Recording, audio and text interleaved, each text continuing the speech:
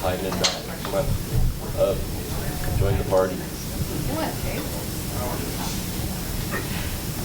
So again, thank you all so much for coming to this little mini client conference and sharing so many of your lessons learned. And today we're going to continue with a series of slightly more focused sessions, pretty short and sweet. We have our speakers speak fairly briefly and then open it up for Q&A. And our first session to kick off the day is something that a lot of us end up staying awake at night, worried about some of the legal issues and that kind of thing.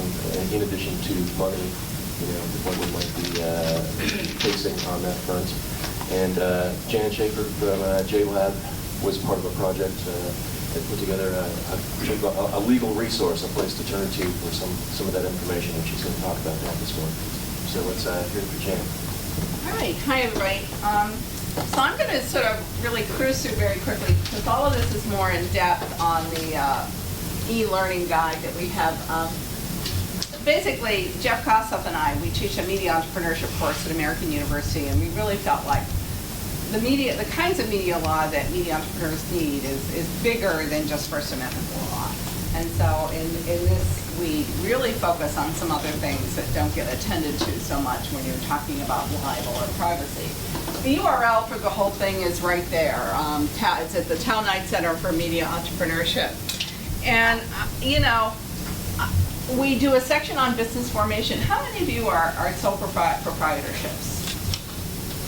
How many of you are LLCs? How many of you are nonprofits? Sub-S. Anybody C Corp? Nobody. Okay, because I've been asked to add C Corp to this module, and I just wondered if that was meeting your need. I think as you find in all of this, that sole proprietorships are easy because you just start. And you report everything on your own tax returns, and you have your business deductions, and it's very easy. LLCs, but you're liable for everything. You're liable for defamation, you're liable for slip and fall, you're liable for everything unless you have protection and insurance against it. LLCs, you get a little bit more protection because, of course, you file on an LLC tax return. You can, if somebody wants to sue, they sue the LLC. They don't sue you personally, and that's nice. Nonprofits, likewise, they can sue the nonprofit. But I think all of you have found that to be a nonprofit, the IRS does not recognize journalism as a charitable enterprise. You know that, right? So a lot of startups think, well, we'll just go be a nonprofit. And the IRS has actually 4 very specific criteria that you have to meet to be a nonprofit. And I think paramount in all of them is that the content must be educational. And we like to say, oh, well, we're journalists, so everything is educational. But probably the biggest hitch in all of this is that the manner of distribution must be distinguishable from ordinary publishing. What does that mean? It means that, if Philly.com can distribute online and you can too, you're not distinguishable enough. So in filing your papers with the IRS to get nonprofit status, that's where you see a lot of nonprofits building in a lot more educational stuff.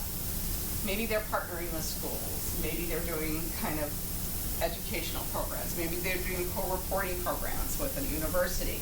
Maybe they're hosting events that are educational for the community.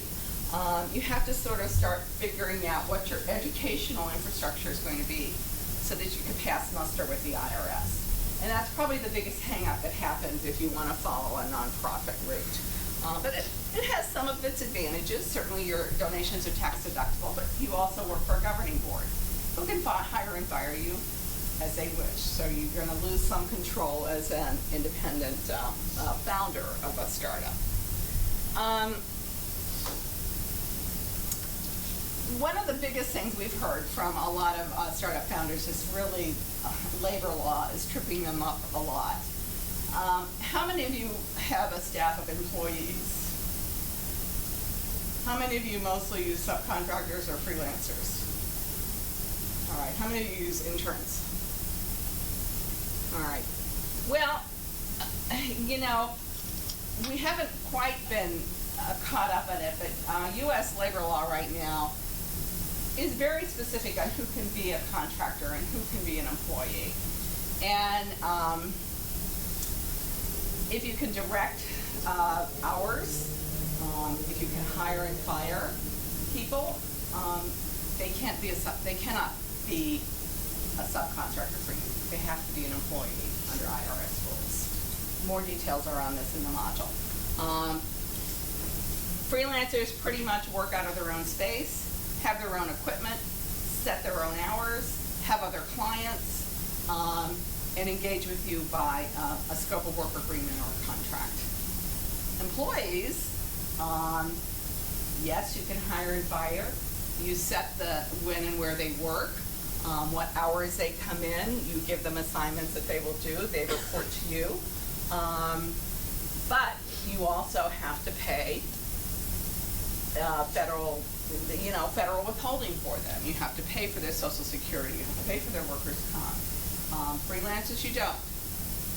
Federal workers, you're going to file a W-2 for them, W-4. Freelancers, you're going to file a 1099. And they're in charge of paying their own taxes. They don't get family leave benefits. They don't get worker comp. They don't get contributions to Social Security and Medicaid. They don't get a lot of protections under law. So pay attention as you figure out your hiring model, whether the people that you're hiring as freelancers are really freelancers or whether they should be employees. Yes. Sorry, are you going to get to the interns a little bit more? Yes. Or, Yes. Okay, sorry. Interns, as you all know, and has anybody seen the ProPublica big takeout on interns? Interns are filing suit like crazy around the country. And ProPublica now has a whole database of intern lawsuits. And basically the interns are saying, look, you're violating U.S. labor law when you hire us for free if we are doing work that an employee could be doing. If we're not being offered benefits and we're doing the same thing that other people can do. It's a 6-point test that the U.S. Department of Labor sets out for internships. Very specific. The training has to be similar to schooling. It has to be for the benefit of the intern, not your benefit. You cannot displace an employee with an intern. In fact, not only do you not benefit, but your work may be impeded by hiring an intern. You can't promise an intern a job, and both the boss and the intern know it's unpaid. Those are absolute 6 very specific criteria that are set out in U.S. labor law. But that was my question. It does not displace an employee. What if you don't have any? Well, the question there becomes, are you using them in lieu of hiring an employee? Then so no intern. You have interns, but you want to be sure that you're structuring it to fit these guidelines. And interns are getting more and more feisty about whether or not they're getting paid or not. So you might want to consider building in some minimum wage opportunities for them because they're not only filing suit, they're winning. They're winning suit. Yeah. So where does college credit come into the equation? Well, college credit can make you fall under the similar to schooling thing. And a lot of people use college credit as a way to not pay their interns. So the interns actually have to pay to work for you. Again, which some of them regret because they're still paying tuition, of course, while they're getting college credit. But they don't probably love that. Yeah, I was just gonna say, I mean, one way to address this with interns is actually to be transparent and like have these 6 points. Because if they do know these 6 points, then you being transparent and going over that with them is an act of transparency that they'll appreciate. If they don't know that, then it's worth you educating them and saying, these are the 6 points, this is how I feel like we're meeting this, and use it as a conversation point so that you guys, I mean, you don't have to build into contract language or anything, but it's a great opportunity if you're onboarding interns to make sure you're on the same page and that you're starting an internship on level ground with people. And nobody, to my knowledge, has actually questioned who owns the intellectual property of an intern. Because unlike an employee, you own the intellectual property. Unlike a freelancer, the intellectual property is set out in your scope of work agreement. To me, interns are a very gray area, because if they're not an employee and they're not a freelance and it's not set on a scope of work agreement, you know, they could well claim that anything they write for you, they own the copyright to. So unclear, not really addressed in law yet, but something to think about. You all pretty much know copyright law, and I know for you guys, a lot of copyright for you is people stealing your stuff and just putting it up elsewhere. How many of you have had problems with that? Yeah, finding people just piggybacking on your stuff and running it willy-nilly. You know, certainly you can file a takedown notice under the Digital Millennium Copyright Act. But copyright, as you know, the only copyright to be copyrightable, it has to be original content. You created it. It has to be fixed in a medium, meaning the minute you publish it online, it's fixed on your website. So therefore, it's eligible to be, and it's copyright. You don't have to file papers with the U.S. Copyright Office. It's automatically copyrighted with that. It happens. What's not copyrightable are ideas. So you may have an idea and somebody else can write about it or run with it, but that's not copyrightable. Facts are not copyrightable, and news is not copyrightable. All right.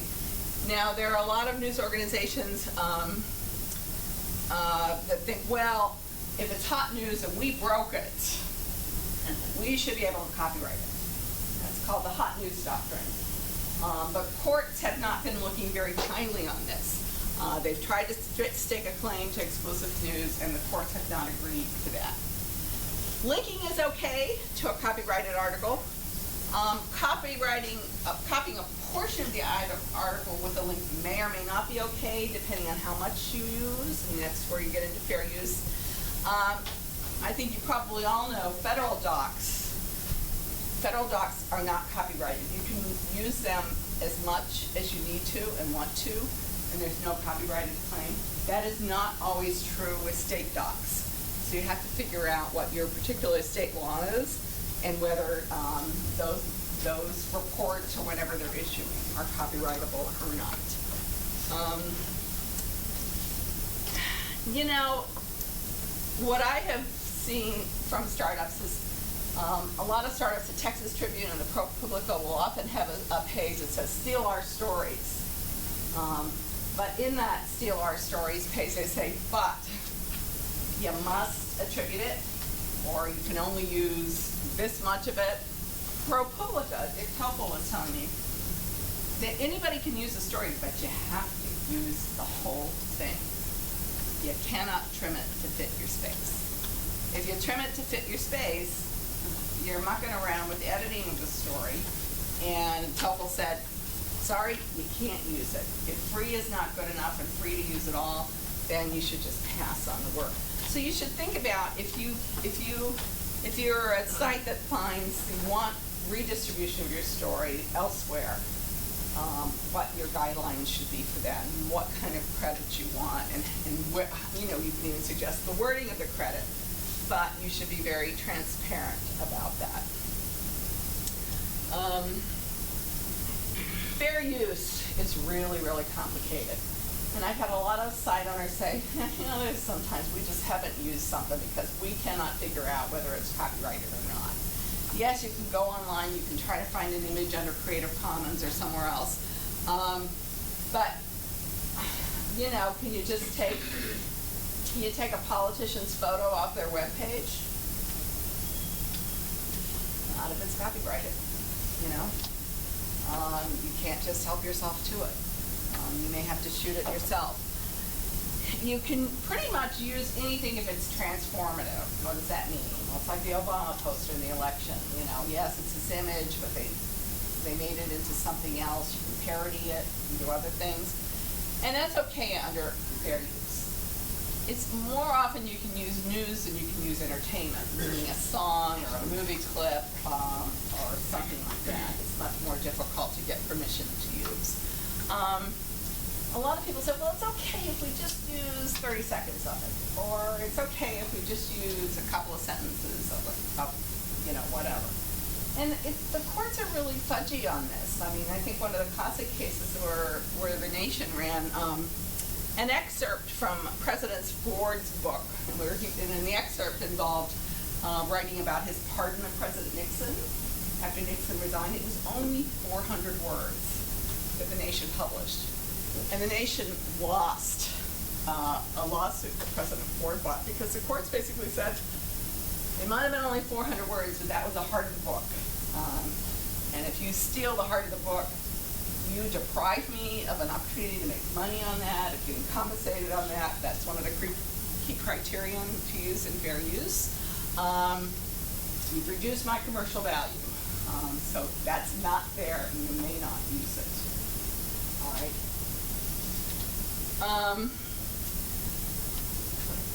Probably the most common misconception about fair use is that if there's breaking news, you can republish it, from someone else. And actually what the courts have found is republishing copyrighted content during a breaking news event is not fair use. So the flip side of the hot news doctrine is that you can't just use it. An exclusive photo of a plane crash, a bridge falling down, Hurricane Katrina or whatever, has commercial value. And you cannot just pick up and use it. You can use it with permission. You can call that news organization and ask for permission. They might ask for some compensation for it. But if it's republished with permission, it's fine. So what if it's something that's been posted on social media? Okay. That might be the Is that the next slide? I guess. Okay, YouTube videos. What most courts have found out is it's okay to use a part of the video if the video is embedded with the code provided by YouTube with clip. The YouTube allows uploaders to decide whether or not it can be embedded on other sites. So if the uploader has said that's okay with us, you're generally okay to embed it on your site. If not, it's a little dicey. I mean, you can link to the video, but you would want to embed it on your site. Facebook photos, under the Facebook terms of use at the moment, always changes. Facebook requires users to allow third parties to republish Facebook photos if they are posted on the public setting, but not if they're on the private setting. So that's the current terms of use. And we have our PIO in Franklin. He verbally has given us permission to republish any of his photos. Wants us to do that. Can I put that in an email for you? That's what I'm asking. Should I make him put that in an email? That'd be a good idea. Okay. Or just a thank you note, just to clarify that you're okay with us using it, and have him email back and say, because you never know when he's going to run into a photo that's just an amazing photo that has some kind of exclusive value, and suddenly everything changes, So you better, if you have it in writing. When you borrow or steal a copyrighted photo, I think it's by law, it's up to $1,000 per incident. Yeah. I mean, I don't know if they'll get it, but they can try. And certainly it would depend on whether the photo was a mugshot or a Right. breaking news disaster. I mean, that's statute. Yeah. So, for candidates or campaign stuff, you can ask for a file shot, and then you have permission to use it. But just like you said, on the site, What about embedded tweets and Instagrams? Like if you actually don't steal the photo but embed the tweet? So far, that's what Storify does, basically. Yeah. You just put it in a Storify, and that hasn't been an issue. When you use those services, when you upload a photo to You give away your rights. Instagram, you license it for anybody to use that tool to embed it. So the same with So as long as you're Periscope actually video. using the tool that's available and not copying the photo into another system, all that is an iframe of Instagram. So if they take the photo, it'll disappear from the system. And a great example of that is of how not to do that was with the Charlie Hebdo attacks. Witness took a video of what was going on as it was happening and uploaded it to Facebook saying, "Oh my God, look what I just saw." Within half an hour, he realized that this was a massive international event and was really frightened about the fact that he just put this video up and took it down from Facebook. but somebody had already scraped it off of Facebook and posted it to YouTube. It is still on YouTube now, even though the original creator didn't want it up there. And news organizations continue to run it without his acknowledgement or permission or anything else. And so and there's a bunch of case studies like that about how it can get really messy and complicated. At Eyewitness Media Hub, they're a great resource for that. Right. But we had a situation where we had a photo, of this person, ABC, CBS, and everybody saw it. Really? Yeah, I mean, So what did you do? we went after home, Did you? take down notice, but some people had run it on the air already. Did anybody offer to pay you for it? Would They you all sold did it? this. Would you sold it? We did some. You did sell it, I'm sorry. Yeah. Okay. Yeah, we did generated. A lot of money? I mean, half of what my team does at ABC, so I run social media for ABC News, is permissions. And everything that you see on an ABC News platform has been cleared. And not just cleared from the person who posted it, but the person who took the photo. And my colleague, who's a senior producer in Washington, and he runs our social news gathering efforts, says you can't separate the good journalism from behind social media. You have to think, okay, if this person posted this photo, did they actually take it? Because it's not the person who posted the photo that owns the copyright, That's it's right. the person who took it. The person who took it. And the things that you should be, and what we tell our staff to be really wary of, are photos that look like they're professionally taken, and photos that have come from like a yearbook. Because I may give you my yearbook photo, but I don't own the copyright for that. And that, let's say it's Dilkhazar Zarnaya's yearbook photo. He didn't go to high school here, but if he had, because there were pictures of his brother in a wrestling studio that were taken by a professional photographer. And those come with, and we do play out claims all the time, and that's what we say, because you guys come after us. The photographers come after us because we don't want to go to court over a $200,000 thing, so we'll pay you $4 or $5 grand because our company has very deep pockets, unlike the rest of your sole proprietors. So they will come after us. Unlike you people. But we just say, you know, anything that comes from social media, we reach out. Did you take this photo? Can we use it? Where did it come from? Can we use it across all platforms? But one of the old problems at ABC was that people would just clear for Good Morning America or just clear for Nightline. It's like, no, you have to clear for all of us. But we're very, very diligent, and it's something new that's developed over the last 3 or 4 years. Because if we pay out $50,000 to you for taking that photograph, that's a PA for us. And that doesn't make any sense. Yes, What's yes. frustrating is under two of the tests that you mentioned, that you get an exclusive quote from a politician, you're the only reporter there, and everybody else picks it up, and either doesn't link at all, Or give you credit for or it. rewrites the entire story. I mean, under the that Ford test, that's the whole value of the work. And on the internet, that's how we make money. That's the other test. Right. I mean, I think you can do a takedown notice of that. So, I mean, I'm hoping that somebody will push that case off so that, you know, your exclusive work can at least be protected. Because, you know, just one example, we had a lot of gun legislation last couple of years ago in our state, and we were covering it, and some of the national publications picked it up and basically rewrote everything, but took the quotes. And those were really the value of the work. And it's depressing for a small publication like ours to see, you know, 25,000 Facebook shares on the other site, you know, when we don't see any of it. Something you might We got think- 200 referrals. Something you might think about doing that is to say in an exclusive interview with, just kind of putting those little warning words out there that sort of signal to people that this is proprietary content and they should ask your permission to use it or require, you require credit if they're running it. Please, other people who have instances to share, please share it. Sure.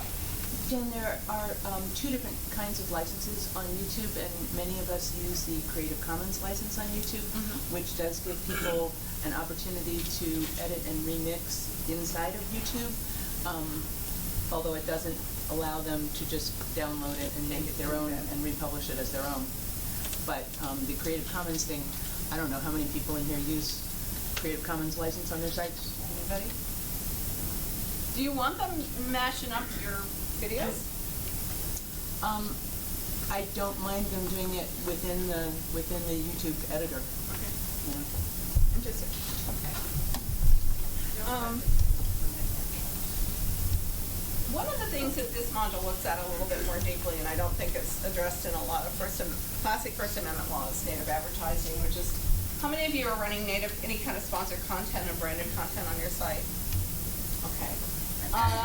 This has become an area, this is content that is really advertorial, that it mimics editorial, so that's what the advertisers want. They want it to look like editorial. And it's having all kinds of issues surface in this space. And it's not the courts that actually rules this, it's the Federal Trade Commission that rules native ads. And the reason they rule native ads is that they are very concerned about misleading consumers about anything. So this whole kind of issue of are you pretending it's news when it's really pitching a product or selling? Now, in the last couple of years, readers are really confused about native ads because there's no consistency in how it's labeled or how it's marked. It can come under the label sponsored by, presented by, featured by, promoted by, in partnership with. It very seldom says paid advertisement. Everybody is kind of using these words to kind of disguise what it is.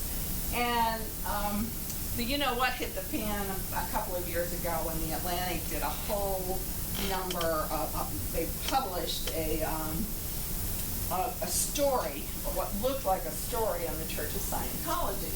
And it looked like this, and the only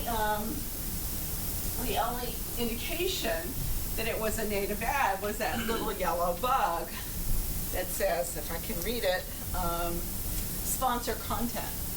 And it's a big take on how the church was growing and had so many members, and that their leader was this wonderful person. And the timing of this ad campaign came out just as a book was being published, sort of tearing down the Church of Scientology. Well, what media observers soon discovered is that all of the comments on the story were very positive. And they started to smell a rat. And it turned out that the sponsor not only bought the story space, they bought the commenting space too. And so they were censoring the comments and taking out all the negative comments and only running, the positive comments. And so the big brouhaha, the Atlantic.com, which is one of the early users of sponsored content, has changed its rules now. They don't allow advertisers to buy the comment section. They look more rigidly at what they're accepting and whether it meets their editorial guidelines. They issued an apology. Now, one thing to remember about sponsored content is that one of the reasons that advertisers like it so much is that readers, according to a FTC hearing about a year and a half ago, readers don't notice this little yellow bug. They don't even understand what it means. If it's something that looks like a story, they think it's a story. They don't really understand the difference. And then when people start sharing it in social media, the little yellow bugs go away. So if your reader likes the story and wants to share it on Twitter or Facebook, they'll link to it, but in their little item, they won't say it's sponsored content. So the alert that it's a branded content does not travel with the story in social media, which is somewhat problematical. The FTC is kind of concerned about this, and they're trying to figure out, well, what's the right solution to this. So some recommendations are really not to ever run sponsored content with a byline, because it makes it look like a real story. Be sure it's prominently labeled. Be sure whenever you can, if you're tweeting it out, that you have a paid ad or paid sponsor hashtag that goes with it in some way to let people know that it's sponsored content. The FTC is supposed to be coming out with some new guidelines in 2015. We're now almost halfway through 2015, and they haven't yet. So they're kind of wrestling with it.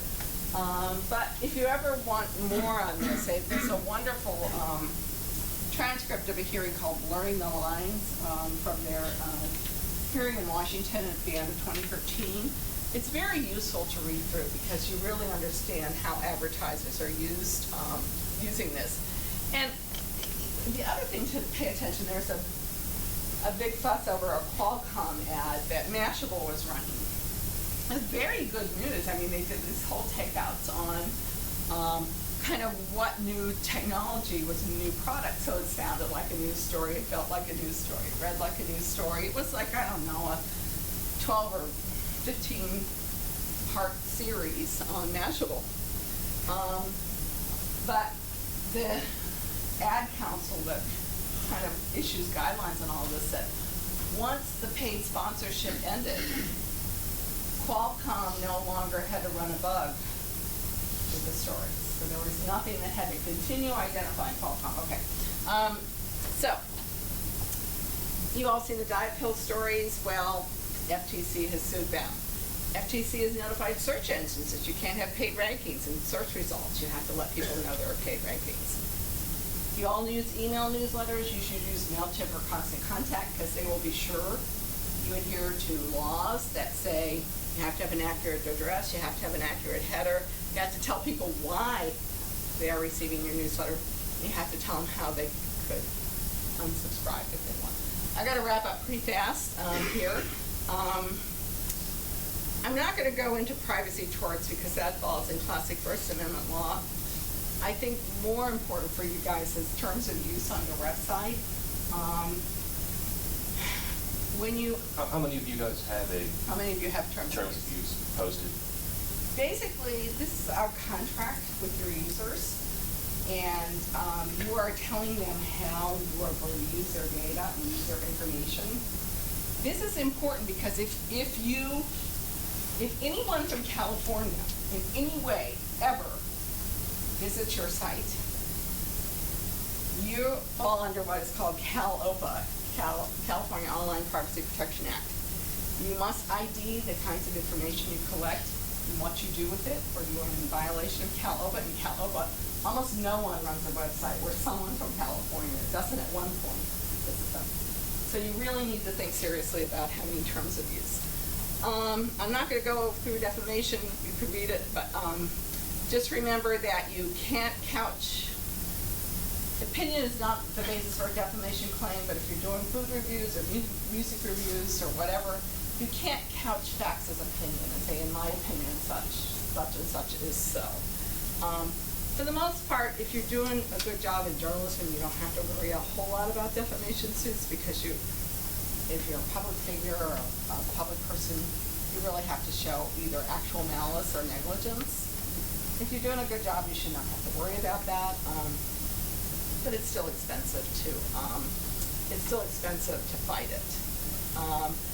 More important for you guys is other kinds of surveillance that are happening electronically now, and especially if you're doing any kind of investigative or enterprise work, and you have a prosecutor who is on your tail, or could even be a defense attorney is on your tail now.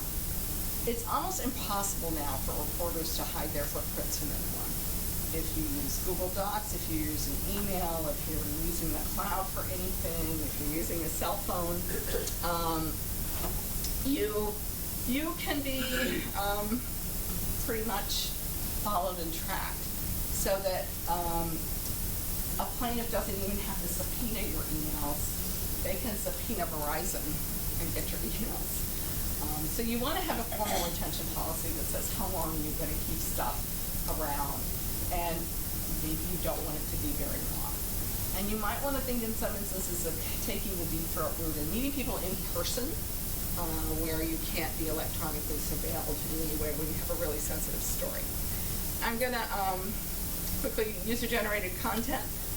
I think most of you that under Section 230, you're not liable for content users post.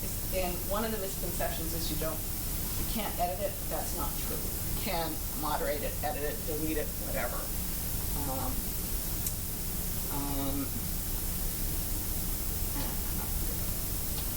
I will not go over FOI and open meetings. That's all in the module, and some of that you already know. And I think that one other thing that some of you might be confronting, how many of you have gotten subpoenas to identify an anonymous commenter on your site? One. This is something to be on the lookout for. This happened at Patterson News, where we had a cop they wrote about who was having an affair with a woman and sending her thousands of text messages and phone calls while he was on the job, and Patterson News wrote about it. And the woman's husband alerted the Patterson News to the story, and suddenly there were a lot of nasty comments about the woman, anonymous comments about the woman's husband on the site. Well, the husband sued the site to disclose who was making the comments, and he won. The site had to turn it over. So something to also be concerned about. I'm going to wrap up. Lots more in the module that goes farther into depth than what I've just cruised through here. Hopefully you'll find it useful. Any questions?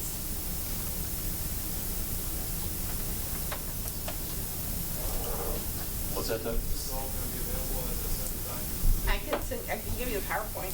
Yeah, that'd be great. We'll get that posted on the Yeah, conference because site. I'm going to do it on the desktop here. Okay. Thank you, Jen.